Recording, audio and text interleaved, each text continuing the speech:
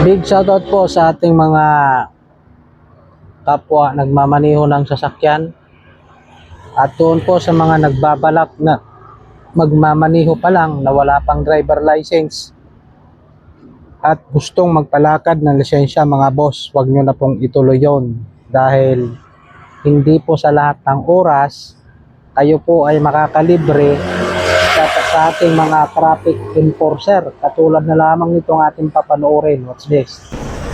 Pero security features lang tignan natin.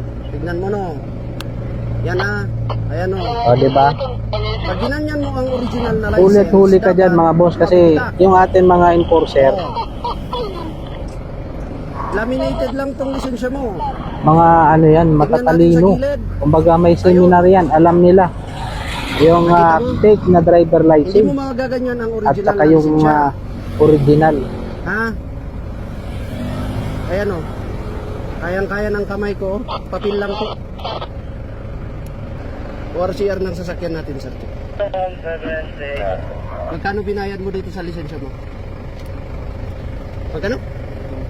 7,000? Saan? Meron akong kakilalang ganyan mga boss na kung kailan tiki ang lisensya, grabe, napakayabang. Machichimpuhan ka rin boy, balang araw. Ang masakit pa rito mga boss, madadamay itong may-ari ng sasakyan dahil dyan sa ginawa mong pag-fixer. Diba? Sayang na yung binayad mo, 7,000. Narinig mo naman yun mga boss. Napakamahal tapos mauwi lang sa wala. Samantala kung kayong naglakad niya, nag-asikaso, napakamura at legitimate pang lisensya nyo, hindi kayo kakaba-kaba kapag nasa biyahe kayo. So hanggang dito na lang itong ating video mga boss. Maraming salamat sa inyong mga panonood. At sana meron kayong natutunan dito sa video ito.